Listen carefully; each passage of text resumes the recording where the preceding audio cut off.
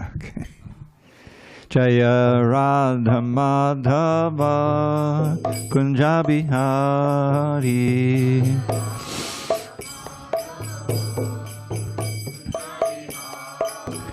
Jaya Radha Madhava Kunja Bihari.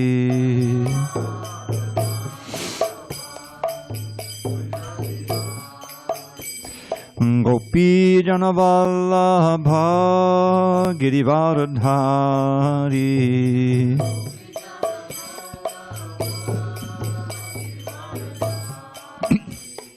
Gopi Janavallabha Girivaradhari.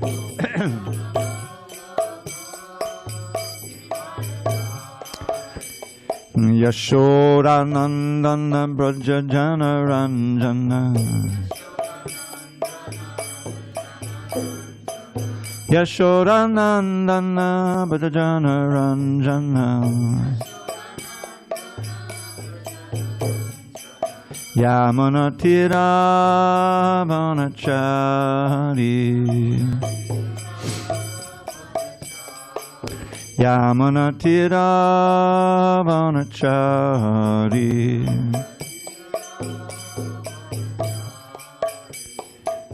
Hare Krishna, Hare Krishna, Krishna Krishna, Hare Hare, Hare Rama, Hare Rama, Rama Rama, Hare Hare.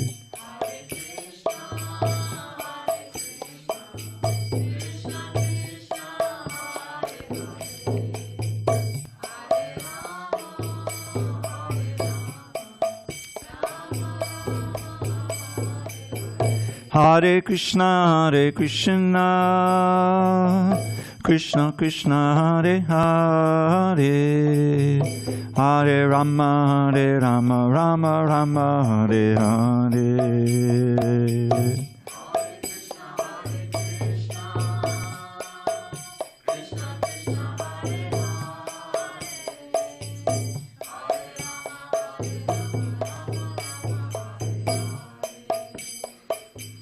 Jaya Radha Madhava Kunja Bihari.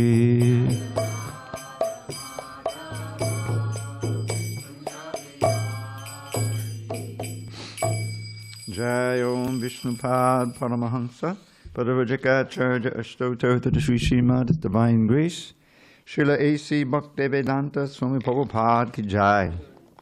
ISKCON BBT founder Acharya Srila Prabhupada Ki Jai. Jai Om Vishnupad Paramahansa Padavajaka Ashtotar to the Srimad His Divine Grace Srila Bhakti Siddhanta Saraswati Thakur Ki Jai. Ananta Koti Vaishnavindi Ki Jai. Nama Acharya Srila Haridas Thakur Ki Jai. Srimad Bhagavad Gita Ki Jai. Samaveda Bhaktivinoda Ki Jai. All glories to the assembled devotees. All glories to the assembled devotees. All glories to the assembled devotees. All glory to Shri Guru and Gauranga. Okay. Just give me a second here. Om Namo Bhagavate Vasudevaya. Om Namo Bhagavate Vasudevaya. Om Namo Bhagavate Vasudevaya.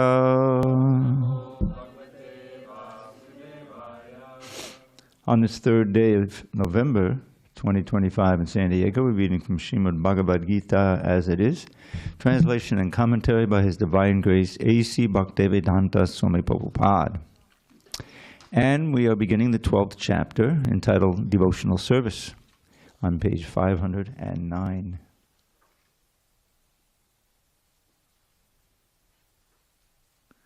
All right, let me start again. I forgot to record. On this third day of November 2025 in San Diego, we're reading from Srimad Bhagavad Gita as it is, translation and commentary by His Divine Grace A.C. Bhaktivedanta Swami Prabhupada, beginning chapter 12, Devotional Service on page 509.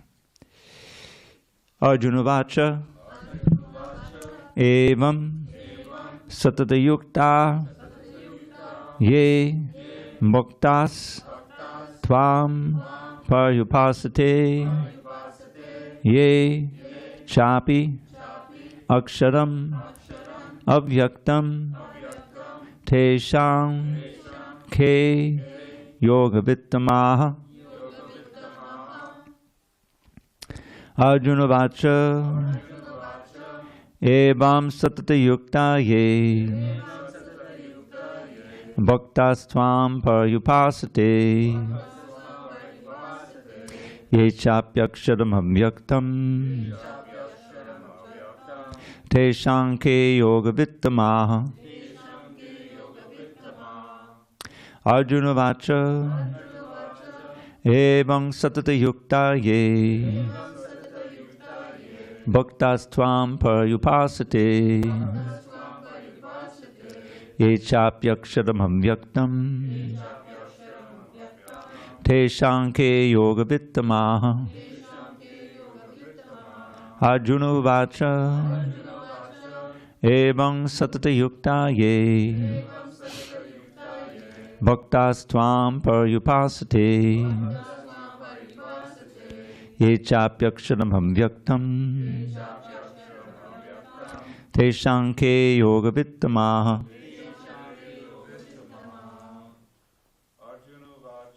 Arjuna Vacha Evam Satata Yukta Ye Bhaktas Tvam Paryupasate Ye Chapyaksharam Avyaktam Tesham Ke Yoga Vittamaha. Oh, Prabhu? Excuse me, this is the lady side. If you could just come over here. Plenty of room over here. In fact, there's a nice book just waiting for you right over there. Okay, go ahead. Who is it? Arjuna Vacha Evam Satata Yukta Ye Bhaktas Tvam Paryupasate Ye Chapyaksharam Avyaktam Tesham Ke Yoga Vittamaha. Go ahead, Luis. Arjuna Vacha Evam Satata Yukta Ye Bhaktas Tvam Paryupasate Ye Chapyaksharam Avyaktam Tesham Ke Yoga Vittamaha. Ladies. Arjuna Vacha Evam Satata Yukta Ye Bhaktas Tvam Paryupasate Ye Chapyaksharam Avyaktam Tesham Ke Yoga Vittamaha. Arjuna Vacha Evam Satata Yukta Ye Bhaktas Tvam Paryupasate Ye Chapyaksharam Avyaktam Tesham Ke Yoga Vittamaha. Arjuna Vacha Evam Satata Yukta Ye Bhaktas Tvam Paryupasate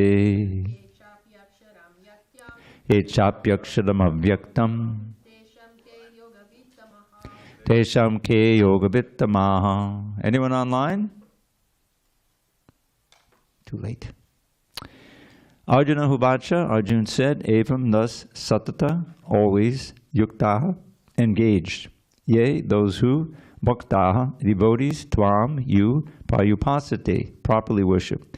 Yea, those who, Cha, also, Api, again, Aksharam, beyond the senses, Avyaktam, the unmanifested, Tesham, of them, Ke, who, Yoga Vittamaha, the most perfect in knowledge of yoga. Translation. Arjuna inquired, which are considered to be more perfect, those who are always properly engaged in your devotional service, or those who worship the impersonal Brahman, the unmanifested? Purport. Krishna has now explained about the personal, the impersonal, and the universal, and has described all kinds of devotees and yogis. Generally, the transcendentalists can be divided into two classes. One is the impersonalist, and the other is the personalist. The personalist devotee engages himself with all energy in the service of the Supreme Lord. The impersonalist also engages himself, not directly in the service of Krishna, but in meditation on the impersonal Brahman, the unmanifested. We find in this chapter that of the different processes for realization of the Absolute Truth, Bhakti Yoga, devotional service, is the highest. If one at all desires to have the association of the Supreme Personality of Godhead, then he must take to devotional service. Those who worship the Supreme Lord directly by devotional service are called personalists. Those who engage themselves in meditation on the impersonal Brahman are called impersonalists. Arjuna is here questioning which position is better. There are different ways to realize the Absolute Truth, but Krishna indicates in this chapter that Bhakti Yoga, or devotional service to him, is the highest of all. It is the most direct, and it is the easiest means for association with the Godhead. In the second chapter of the Bhagavad Gita, the Supreme Lord explained that a living entity is not the material body. He is a spiritual spark, and the Absolute Truth is the spiritual whole. In the seventh chapter, he spoke of the living entity as being part and parcel of the Supreme Whole, and recommended that he transfer his attention fully to the whole. Then again in the eighth chapter, it was said that anyone who thinks of Krishna at the time of quitting his body is at once transferred to the spiritual sky, to the abode of Krishna. And at the end of the sixth chapter, the Lord clearly said that of all yogis, one who always thinks of Krishna within himself is considered the most perfect. So in practically every chapter, the conclusion has been that one should be attached to the personal form of Krishna, for that is the highest spiritual realization. Nevertheless, there are those who are not attached to the personal form of Krishna. They are so firmly detached that even in the preparation of commentaries to the Bhagavad Gita, they want to distract other people from Krishna and transfer all devotion to the impersonal Brahma Jyoti. They prefer to meditate on the impersonal form of the Absolute Truth, which is beyond the reach of the senses and is not manifest. And so, factually, there are two classes of transcendentalists. Now Arjuna is trying to settle the question of which process is easier and which of the classes is most perfect. In other words, he is clarifying his own position because he is attached to the personal form of Krishna. He is not attached to the impersonal Brahman.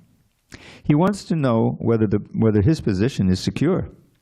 The impersonal manifestation, either in this material world or in the spiritual world of the Supreme Lord, is a problem for meditation. Actually, one cannot perfectly conceive of the impersonal feature of the Absolute Truth. Therefore, Arjuna wants to say, what is the use of such a waste of time?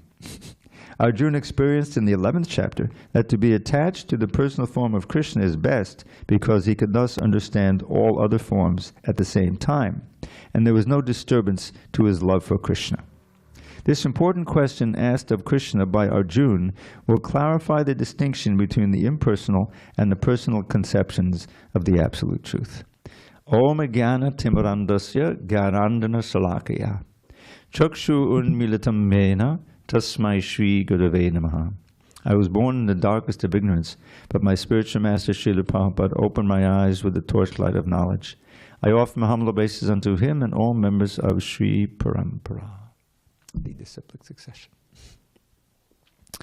So this chapter is always a great favorite for devotees. It's all about devotional service. And here in the first couple of verses, Krishna will unequivocally state that the personalist conception is above the impersonal conception. Srila Prabhupada would often quote a verse from the 10th canto in this regard. When Krishna was about to appear in the dungeon of Kamsa, many of you know the story, from Devaki's womb, the demigods gathered in secret. They were kind of hidden, and they offered these prayers, wonderful prayers. And among those prayers is one of the verses deals directly with this issue of personal, impersonal. So it goes like this. Ye aravindaksha vimukta maninas tvayasta bhavad avishuddha buddheha. Aduha kutrena parang padang tatat patantyadho anadviti yushmarangreha. Which means, in previous verses to this, the demigods were praising the devotees. So now in this verse they say, but there are others beside the devotees. Ye, anye. Anye means others. O lotus-eyed Lord, Anavindaksha, who vimuktamaninas. They think that they're liberated from birth and death. Because the liberation from birth, old age, disease, and death is kind of a central goal of Vedic knowledge, of transcendental knowledge. So they think that they're liberated. And the few of them who, by severe austerities, can rise to the Brahman, the Brahman, which Prabhupada was talking about, the Brahman conception, which is the most elementary, if you will, the first conception of the Absolute Truth. Brahman, Paramatma, and Bhagavan are the three conceptions. So, by severe austerities, quit traina. I always like to point out the onomatopoetic quality of this word. I don't know if that word rings a bell with you. But onomatopoetic means a word that sounds like what it means. We have so many in English. Splash, boom, all these kind of things. And there's many others. So, quit traina has, it says, it's hard. It's not amala kamala. It's not like one of those words in Sanskrit, very smooth and sweet, but it's quit traina, So you imagine the difficulty. The central principle is you have to try to transcend the bodily concept of life, which means everything concerned with the body and the senses and the mind and all these things which are mostly concerned with.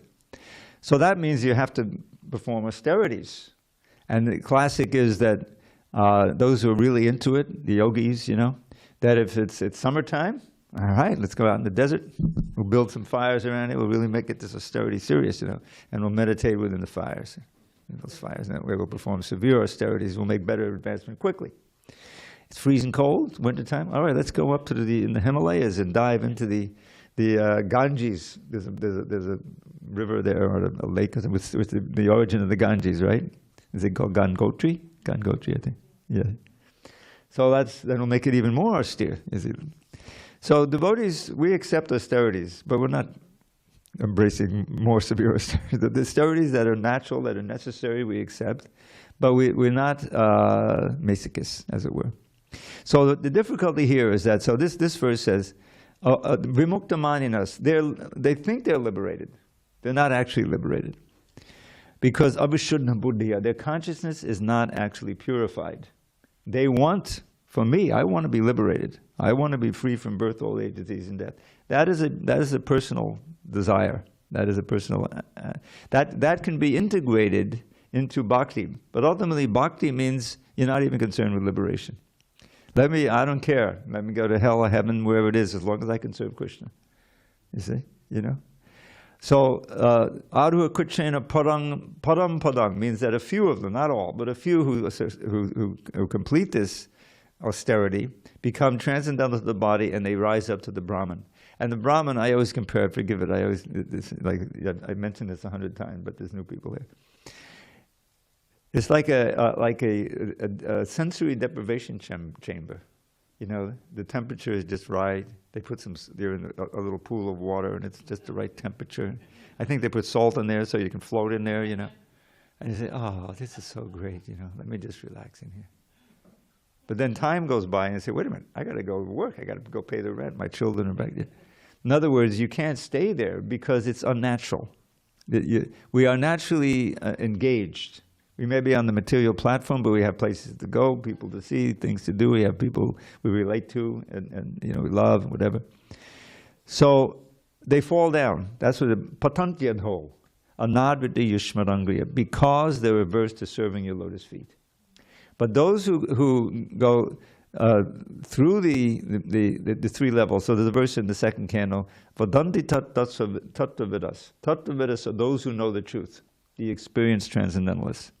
They say, vadanti means they say, that this absolute truth exists in three phases. Tattva jnanam advayam the non-dual truth, Brahmaeti, Paramatmeti, Bhagavaniti Shabdite. This is what I mentioned, the 3 levels of realization. Brahman realization, the white light, merging. Then the personal within your heart, the super soul, Paramatma, and then Bhagavan.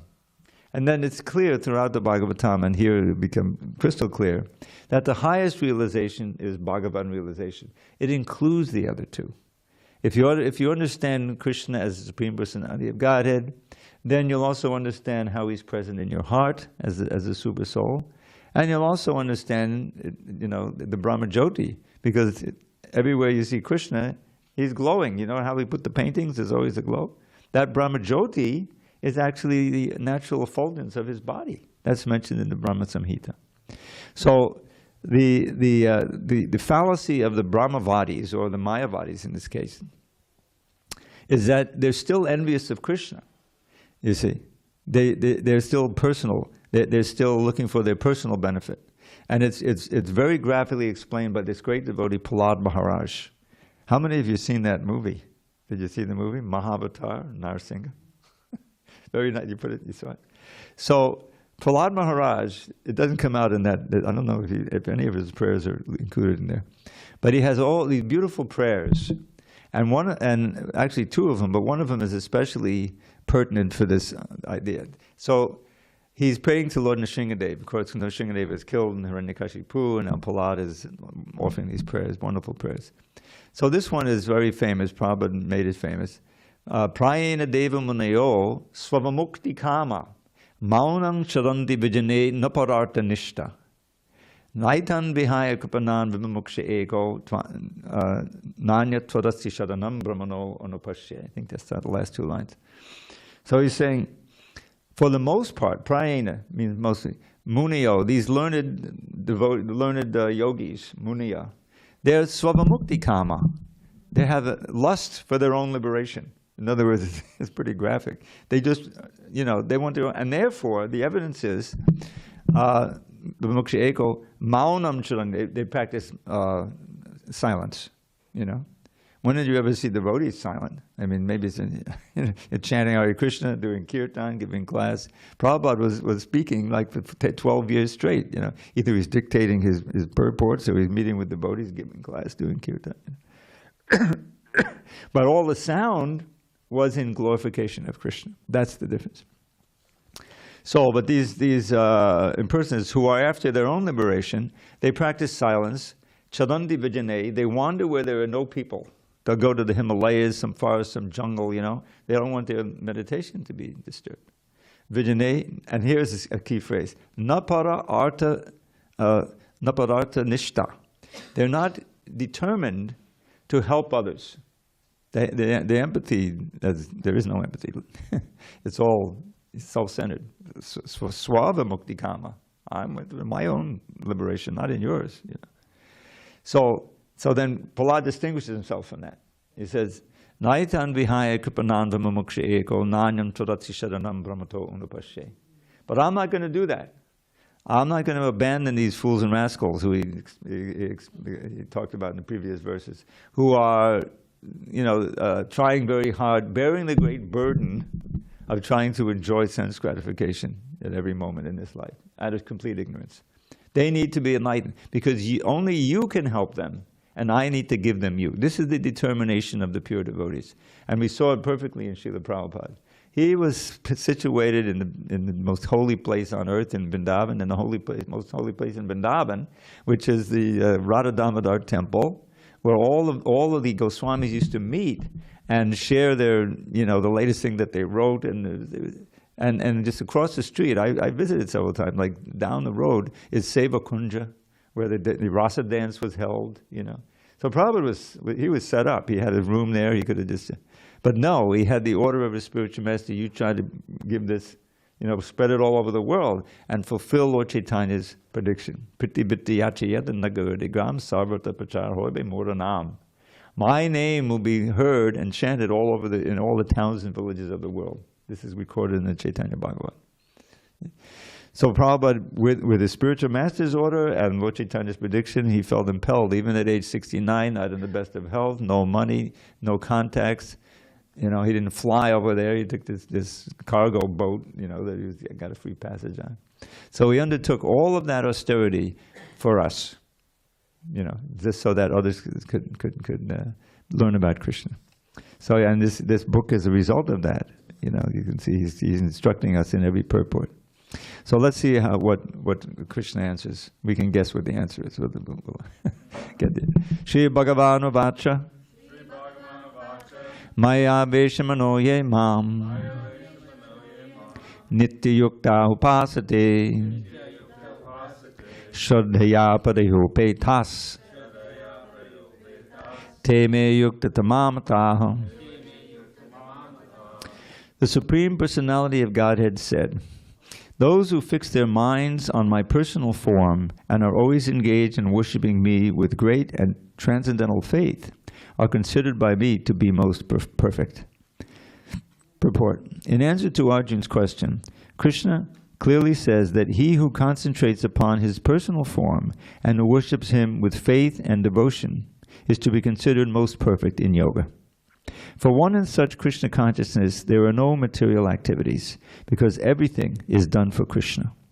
A pure devotee is constantly engaged. Sometimes he chants, sometimes he hears or reads books about Krishna, or sometimes he cooks prasadam or goes to the marketplace to purchase something for Krishna. Or sometimes he washes the temple or the dishes or pots. Whatever he does not let a single moment pass without devoting his activities to Krishna. Such action is in full samadhi. So, Krishna doesn't beat around the bush. He gives a full answer at the beginning, and he'll expand upon it. So, Nitya Yukta Upasade, that's Nitya Yukta, means eternally linked. So how do we stay linked with Krishna? That's the essence of yoga. Yoga means to link, like a yoke, right? It's easy to remember. So we have free will.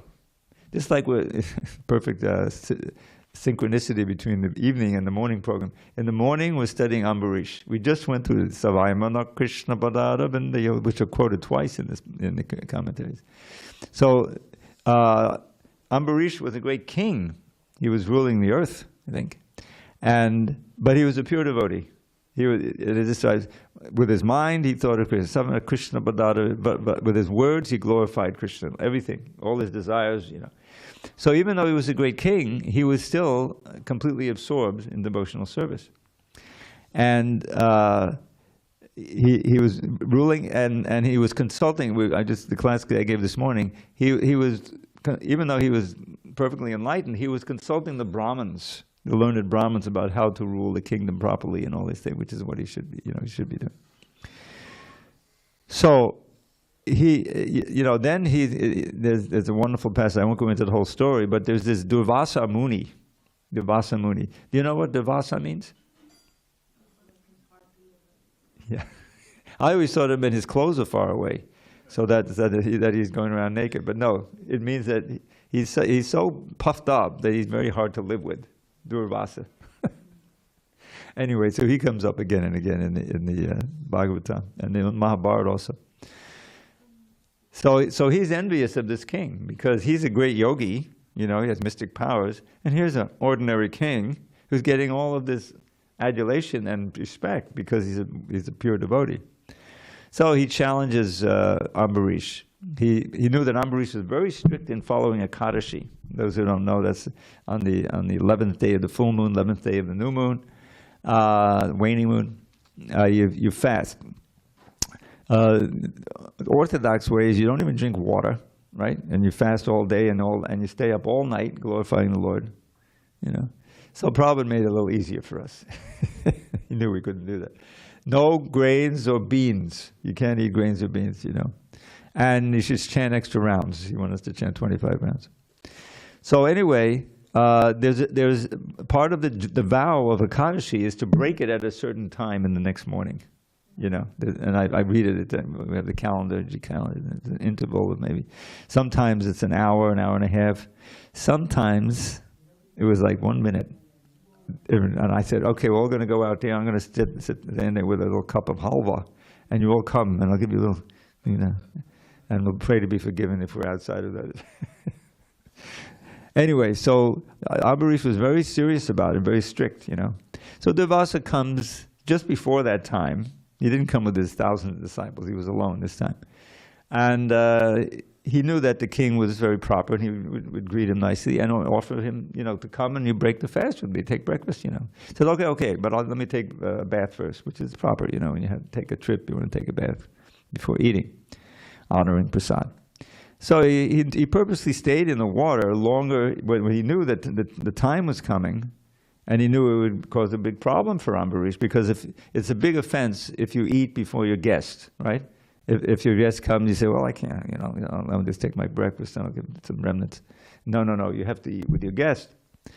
So the time was expiring, so Ambarish inquired with his Brahmin advisors, what should I do? And then they didn't know, so he suggested, well, I'll just drink some water, because that's breaking and not breaking, you know. And any normal guest would say, okay, and he wasn't offended, he had to break the... But his purpose was to make him offend Durvasa so that Durvasa could then retaliate. A little bit disproportionately, you know, like burning him to death with a... Anyway, so Durvasa was aghast, because he could tell by his mystic power that he drank some water. So he pulls out, I think he pulled out a hair, right? And he created a Kritya. I looked it up. There's a female fiery demoness, you know? And she's coming at coming at Ambarish, and Ambarish isn't phased at all. Oh, it's my time to be burned. Hare Krishna, Hare Krishna, Hare Krishna, Krishna. So what happened is the chakra, Krishna's chakra, which had been given to him actually, you know, Krishna promised that he would be protected. So that came and annihilated that Kritya, and then went after Durvasa. Now, if Durvasa was truly as advanced as Ambarish, he would have said, okay, this is my time. It's an honor to be annihilated by the chakra. He didn't do that. He started running and moving, you know, he's a yogi, so he was moving faster than just running. He was going. And he came to Shiva, and he said, Lord Shiva, can you help me? He said, oh, you got the chakra behind you. I can't. That's Krishna. So he goes to Brahma, I can't help you. So he goes all the way to Vaikuntha, and he bows down before Vishnu and say, please, you know, withdraw your chakra, you know. I can't. I'm under the control of my devotees. He says more or less like that. You have to go down there to get Ambarish. Says, all right, you know, boom, he goes down. And of course, Ambarish says, oh, you know, please, he prays to the chakra to let him go. So this is the glory of the devotee.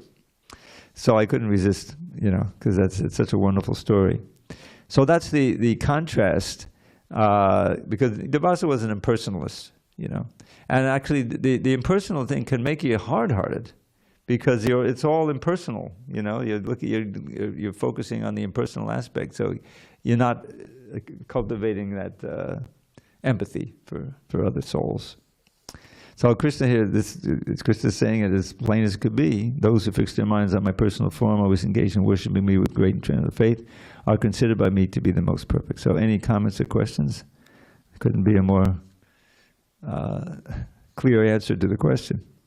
So that he says, but on the other hand, and here's what happens with the impersonalists. Ye tvaksharam anirdeshyam avyaktam payupasate sarvatra gamachintyam cha kutastam achalam dhruvam sanniyam yendriya gramam sarvatra samabuddhayaha te praptavanti mameva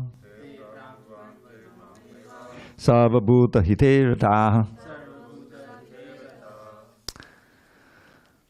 Okay, so reading the translation. But those who fully worship the unmanifested, that which lies beyond the perception of the senses, the all-pervading, inconceivable, unchanging, fixed, and immovable, the impersonal conception of the absolute truth, by controlling the various senses and being equally disposed to everyone, such persons, engaged in the welfare of all, at last achieve me. Purport. Those who do not directly worship the Supreme Godhead, Krishna, but who attempt to achieve the same goal by an indirect process, who ultimately also achieve the same goal, Sri Krishna. Quote, after many births, the man of wisdom seeks refuge in me, knowing that Vasudeva is all. Close quote. When a person comes to full knowledge after many births, he surrenders unto Lord Krishna. If one approaches the Godhead by the method mentioned in this verse, he has to control the senses, render service to everyone, and engage in the welfare of all beings. It is inferred that one has to approach Lord Krishna, otherwise there is no perfect realization. Often there is much penance involved before one fully surrenders unto him. In order to perceive the supersoul within the individual soul, one has to cease the sensual activities of seeing, hearing, tasting, working, etc. Then one comes to understand that the Supreme Soul is present everywhere. Realizing this, one envies no living entity. He sees no difference between man and animal because he sees soul only, not the outer covering. But for the common man, this method of impersonal realization is very difficult. So, I don't know if you noticed there, but Prabhupada's quoting a verse after many births. Bahunam jamanamante gyanavan mam papadyade vasudeva ksarvmiti samahatmasudurlabha. It's a famous verse from the 7th chapter, 719, which says, Bahunam janmanamante, after many, many births of inquiring, not just, I mean, there's people who have many, many, many, many births but don't reach that. It means they have to be working toward it. Vasudeva, Bahunam Jamanamante Gyanavan, one who truly has knowledge, real knowledge after all that cultivation. Mam Papadyate, surrenders unto me.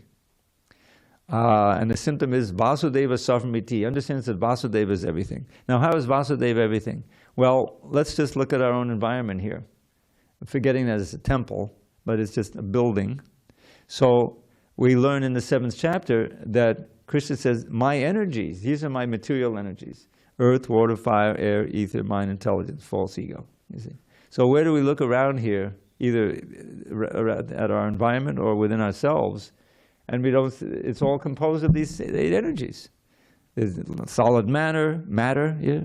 There are liquids flowing through our veins, keeping us going. And there's a bottle of water over there, so that's very important for Kathy. So there's water, fire, right there, right? Air, all around us. Ether, space, right? And within each of us, mind, intelligence, and ego. So that we can go through life, and Krishna helps us. Oh, okay, I'm the light of the sun and the moon, I'm the taste of water, right? Rasoham Sekunde, Pranavak Sarva Vedeshu. I am the prana. Oh no, I am the sound of Om in the ether, in the Vedas.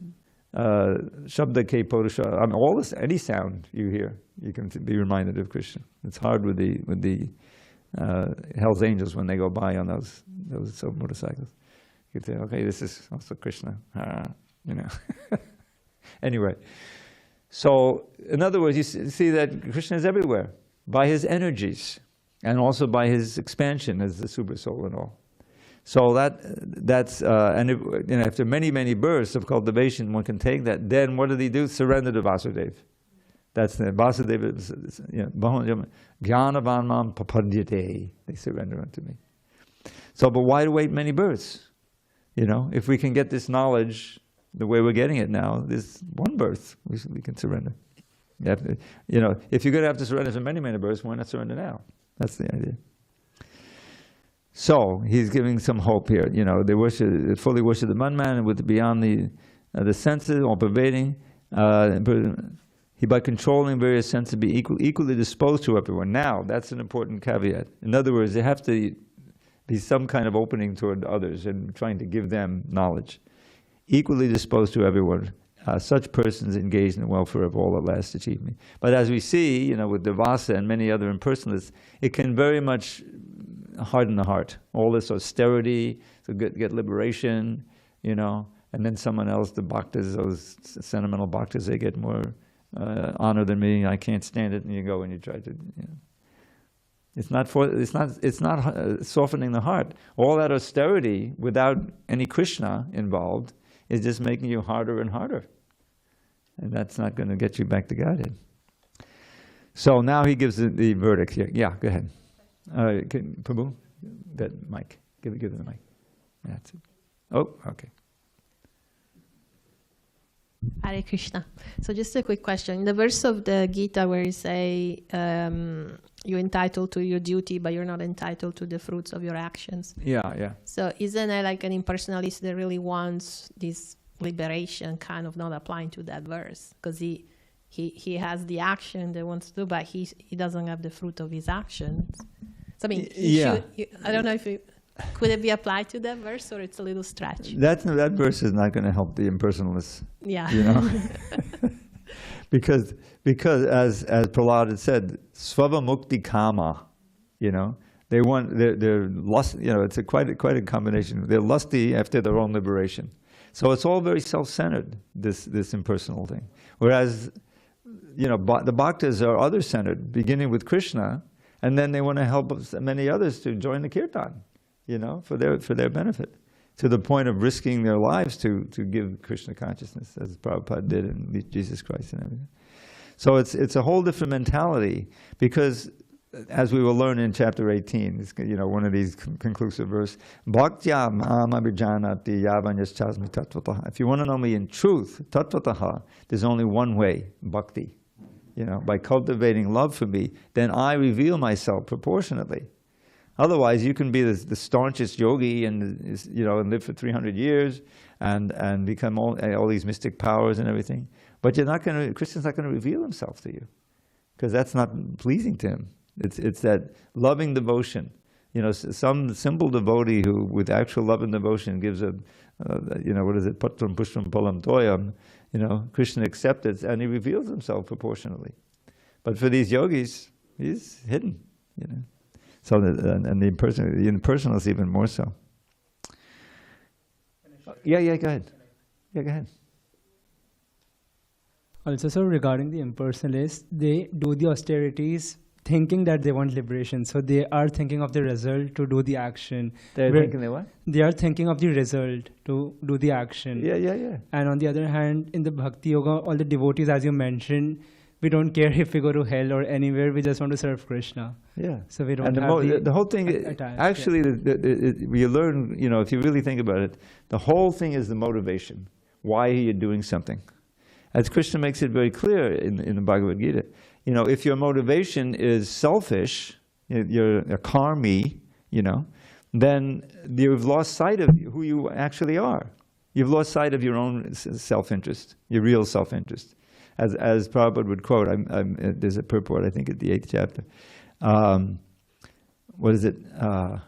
Nate vidu svartakatimi vishnam. This is another state. This is one of the teachings of Prahlad to his father. Of course, he doesn't really get the lesson, but it's good for us. Nate vidu svartakatimi vishnam. They, who's he talking about from the previous verse? Matena krishne padatak svatova mito vipajjeta griha vartanam adanta gobhe vishatam misra punok punascharvata charvananam. He's explaining to his father why don't worry, you'll never become Krishna conscious. You know, matir na krishne. Here are those description of those who can't put their mind on Krishna. Matir na krishne padatak svatova, either by meeting with others or by their own efforts. Why? What are they doing? Adanta gobir, because their senses are out of control. Adanta go vishatam tamisram, therefore they enter more and more into the darkness of ignorance. And what is the characteristic? This one you can remember, just this line. Punak charvita charvananam. Again and again, chewing the chewed. You see? The classic thing is, you know, sugar cane. If someone chews it, you know, and throws it away, then some poor person will try to chew it to get some. But the thing is, it's your own thing. You've done it already 1,000,000 times. Well, let me try it again. Maybe I can do it a little different, you know, and get more pleasure out of it. This is material life, and you die with all of these unfulfilled desires, and you come back again to keep chewing. It's life after life.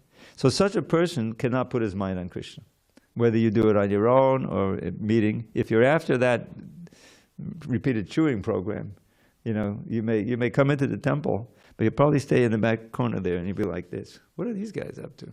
This is a mudra. I don't accept it, you know? Or this is, yeah, come on, shower down on me.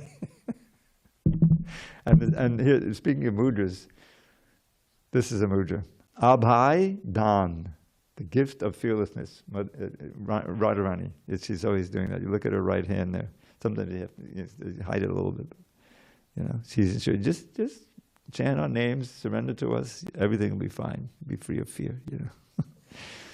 That's okay. So now here's an unimportant. All these verses are important. This one is a classic. Here's the problem with impersonalists. Klesho adhikratastesham avyakta sakta chetasam avyakta hikati dukkam Dehavad birvapyate. For those whose minds are attached to the unmanifested, impersonal feature of the Supreme, advancement is very troublesome. To make progress in that discipline is always difficult for those who are embodied. That's us. Purport. The group of transcendentalists who follow the path of the inconceivable, unmanifested, impersonal feature of the Supreme Lord are called Jnana Yogis. And persons who are in full Krishna consciousness, engaged in devotional service to the Lord, are called Bhakti Yogis. Now here the difference between Jnana Yoga and Bhakti Yoga is definitely expressed. The process of Jnana Yoga, although ultimately bringing one to the same goal, is very troublesome, whereas the path of Bhakti Yoga, the process of being in direct service to the Supreme Personality of Godhead, is easier and is natural for the embodied soul. The individual soul is embodied since time immemorial. It is very difficult for him to simply theoretically understand that he is not the body. Therefore, the Bhakti Yogi accepts the deity of Krishna as worshipable, because there is some bodily conception fixed in the mind, which can thus be applied. Of course, worship of the Supreme Personality of Godhead in his form within the temple is not idol worship. There is evidence in the Vedic literature that worship may be saguna or nirguna, of the Supreme possessing or not possessing attributes. Worship of the deity in the temple is saguna worship, for the Lord is represented by material qualities. But the form of the Lord, though represented by material qualities such as stone, wood, or oil paint, is not actually material. I like to add pixels in there. That probably was no, your computer screen, with all the paintings. Why not? Is not actually material.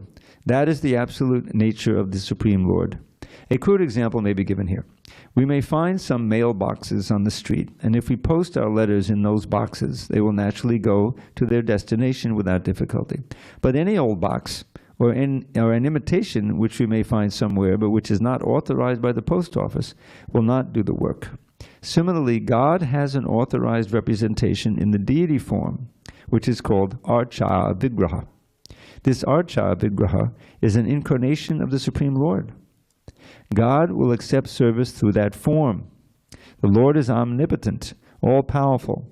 Therefore, by his incarnation as Archa Vigraha, he can accept the services of the devotee, just to make it convenient for the man in conditioned life. So, for a devotee, there is no difficulty in approaching the Supreme immediately and directly.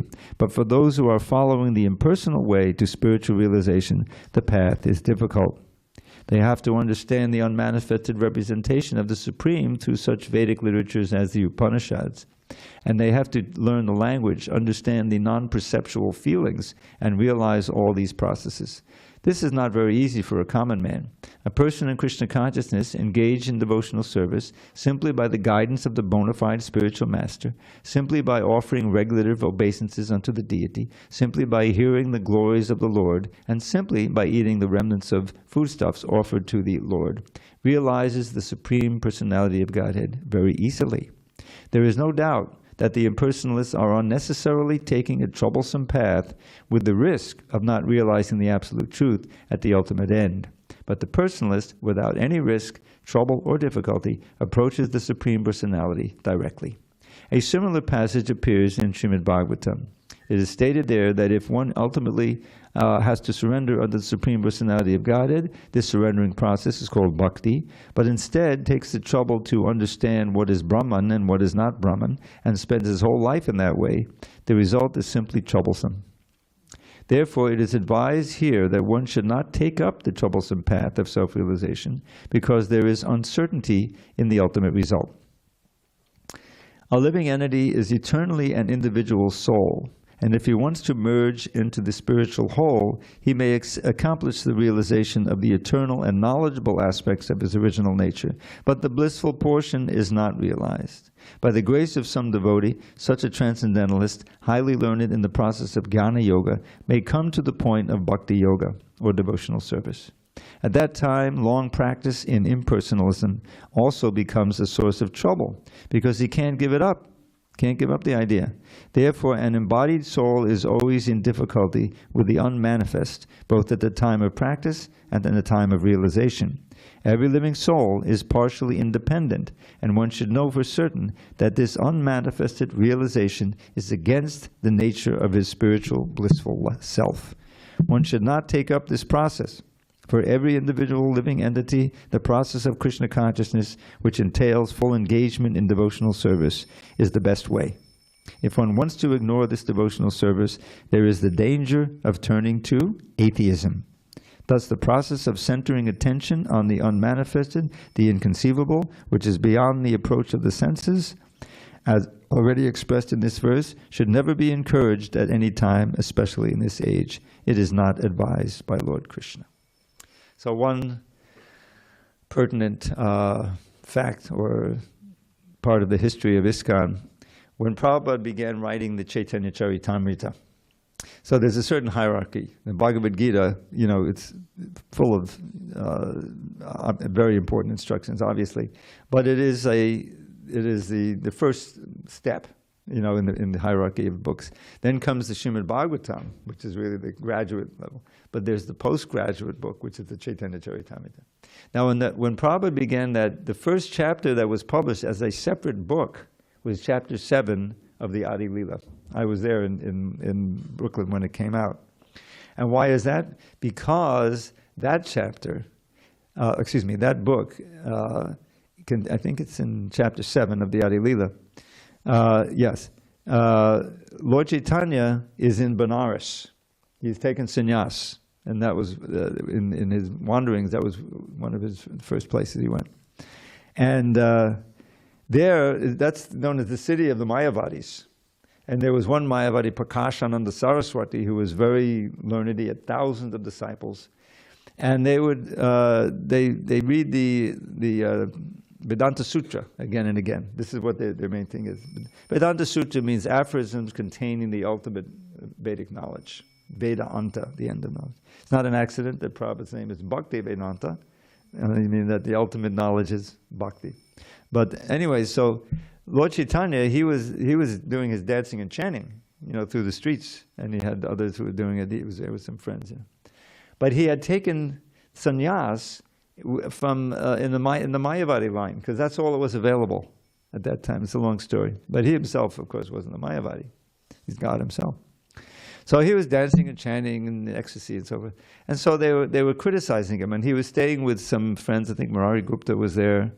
And there was a few who were hosting him. And they couldn't stand all the blasphemy. So they asked Lord Chaitanya, can you please talk to them? You know, he didn't. So he reluctantly, you know, he said, okay, I'll meet with him. So he met with him, and he, you know, so he comes into the hall. There's a lot of them, and there's a place to wash your feet. So he washes his feet, but then he sits down there in that spot, you know. And but then he shows the glow, the Brahmajyoti, you know, and he says, "Oh, Om Namo Narayanaya." So they're actually, and they say, "Oh, Prabhu, you know." Come sit with us, you know, then sit there.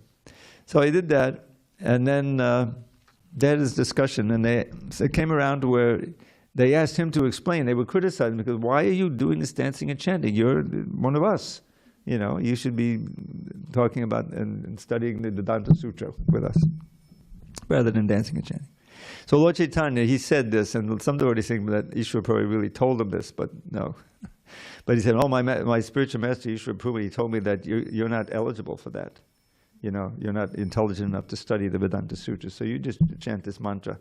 They quoted Harinama, Harinama. That in this age, the only means of advancement is chanting the holy name, chanting holy name, chanting that.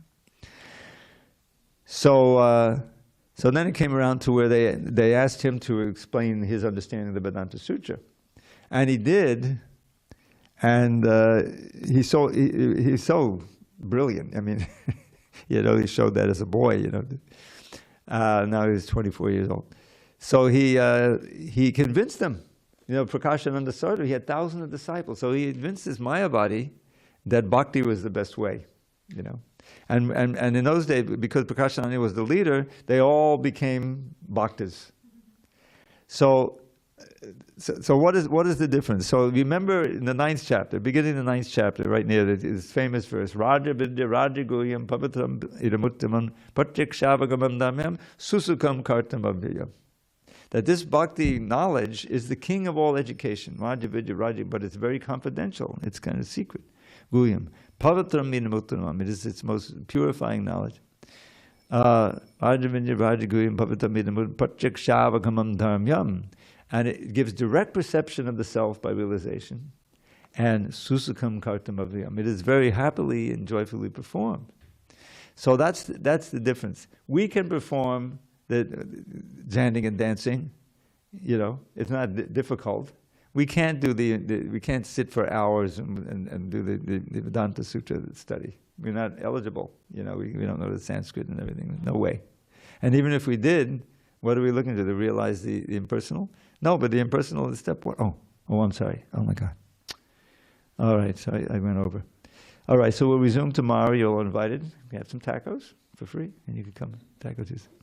All right, one real quick. So here's the Lord Chaitanya told Nityananda and Haridas what they should say when they were preaching in Navadvip. Bolo Krishna, Bodo Krishna, Koro Krishna Shikya, which I put into a little poem. Just chant Shri Krishna's name and worship him with all your heart. Follow his instructions and to others then impart. And that's the Hare Krishna movement. Chant Shri Krishna's name, which we're going to do, and like that. But now we better hurry because we're late. All glories to Srila Prabhupada. Hari Hari Bol.